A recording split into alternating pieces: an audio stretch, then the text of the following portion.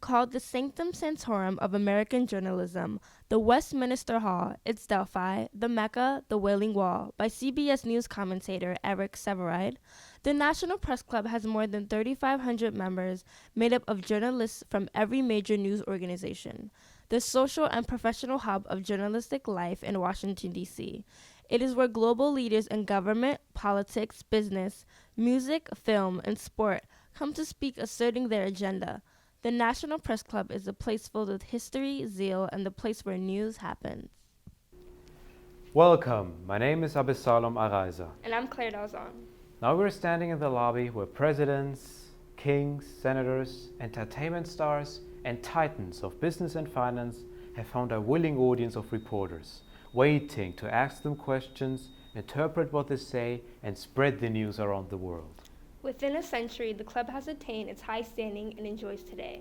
Let's start with the man having a need to play a game of poker.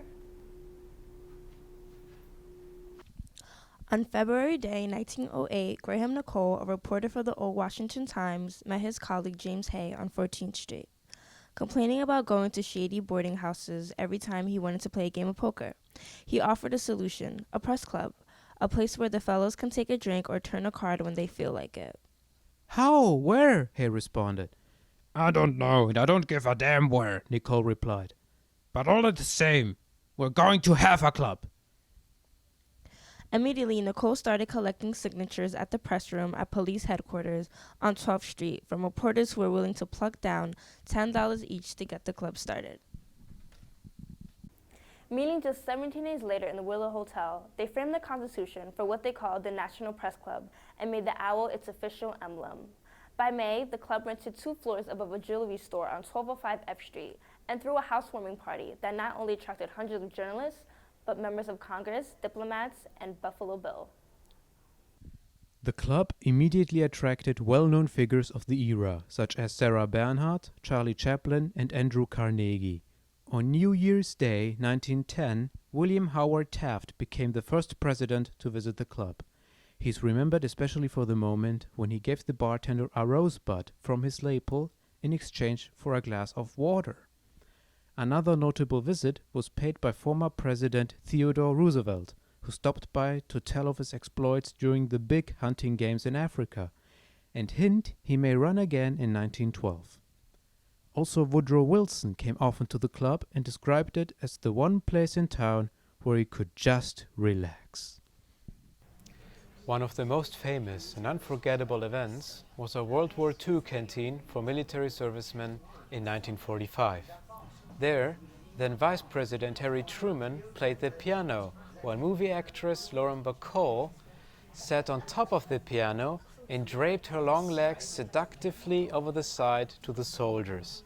A unique opportunity and delight for photographers to see another side of the president. The resulted photograph appeared in Life magazine on May 7, 1945, and was reprinted so often it became known as one of the most published photos in journalistic history. In 1927, the National Press Building opened its doors as Washington's largest private office building, including retail space and office space for news bureaus. After 50 years of usage, the building showed first symptoms of old age. Therefore, the owners decided to renovate the building in the period from 1984 to 1985.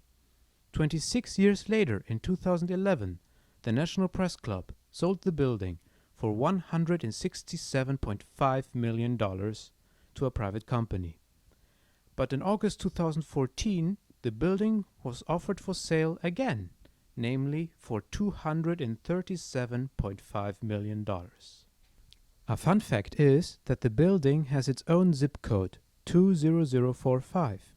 Only a few buildings in the United States have their own zip codes, like the White House. It's hard to imagine now, but the club excluded women in 1971. As a result, women journalists began their own club, the Women's National Press Club, in 1919, the same year women got the right to vote. That club developed its own lively program, especially with the help of First Lady Eleanor Roosevelt. It fought the National Press Club for access to its speakers, and in 1959 it convinced Nikita Khrushchev not to speak at the National Press Club unless women were admitted. They were for that one event. When the National Press Club finally voted to admit women in 1971, the Women's Club changed its name to the Washington Press Club and admitted men. They remained rival clubs until they merged in 1985. The ballroom is the biggest and most popular hall for guest speakers to have luncheons with journalists and to make history. This concept of the Newsmaker and Luncheon series was launched by President Franklin D. Roosevelt in 1932.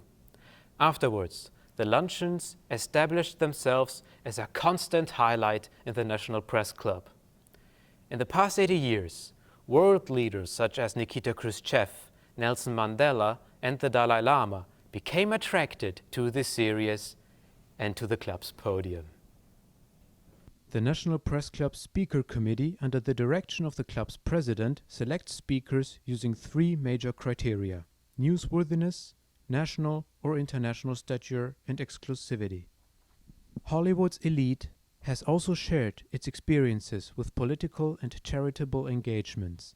For instance, actress Angelina Jolie talked on March 8, 2005, about her work as the Goodwill Ambassador for the United Nations, and Alec Baldwin discussed the issues of government funding of the arts, Twitter, and American Airlines on April 16, 2012. Tennis champion Venus Williams, director Ken Burns, rapper Ludacris, and actress Mariska Hargitay are just a few celebrities that have come to the club's ballroom as a venue to create news. There are usually 75 luncheons a year, which are open to the public and are broadcasted on C-SPAN, available on press.org and select public radio stations. The club also hosts the highly respected show The Kelp Report, which was launched in 1994 under the presidency of Gil Klein. It is moderated by former CBS and NBC News reporter Marvin Culp, who now works as a news analyst and professor at George Washington University. The Kelp Report appears in monthly editions presenting public discussions on media ethics and responsibilities. The most recent addition to the National Press Club is the Broadcast Operations Center on the 4th floor of the National Press Building, which opened in 2006.